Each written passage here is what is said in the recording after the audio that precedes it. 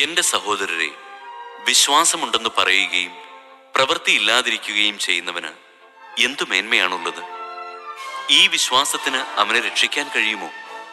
ഒരു സഹോദരനോ സഹോദരിയോ ആവശ്യത്തിന് വസ്ത്രമോ ഭക്ഷണമോ ഇല്ലാതെ കഴിയുമ്പോൾ നിങ്ങളിൽ ആരെങ്കിലും ശരീരത്തിന് ആവശ്യമായത് അവർക്ക് കൊടുക്കാതെ സമാധാനത്തിൽ പോവുക, തീ കായുക, വിശപ്പടക്കുക എന്നൊക്കെ അവരോട് പറയുന്നെങ്കിൽ അതുകൊണ്ട് എന്തു പ്രയോജനം?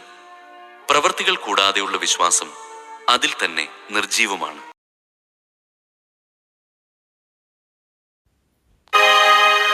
നിങ്ങൾ എന്നെ കർത്താവേ കർത്താവേ എന്ന് വിളിക്കുകയും ഞാൻ പറയുന്ന കാര്യങ്ങൾ പ്രവർത്തിക്കാതിരിക്കുകയും ചെയ്യുന്നത് എന്തുകൊണ്ട്? എൻ്റെ അടുത്തു വന്ന് എൻ്റെ വചനം കേൾക്കുകയും അതനുസരിച്ച് പ്രവർത്തിക്കുകയും ചെയ്യുന്നവൻ ആർക്ക് സദൃശനാണെന്ന് ഞാൻ വ്യക്തമാക്കാം. ആഴത്തിൽ കുഴിച്ച് പാറമേൽ അടിസ്ഥാനമിട്ട് വീടുപണിത മനുഷ്യനോട് സദൃശനാണ് അവൻ. വെള്ളപ്പൊക്കമുണ്ടാവുകയും ഒഴുക്ക് അതിന്മേൽ ആഞ്ഞടിക്കുകയും ചെയ്തു.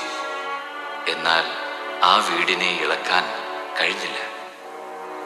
എന്തെന്നാൽ അത് ബലിഷ്ഠമായി പണിയപ്പെട്ടിരുന്നു.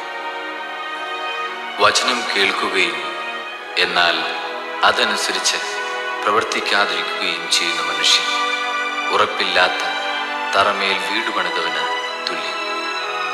ജലപ്രവാഹം അതിന്മേൽ ആഞ്ഞടിച്ചു, ഉടനെ അത് നിലം പതിച്ചു. ആ വീടിന്റെ തകർച്ച വലുതായിരുന്നു.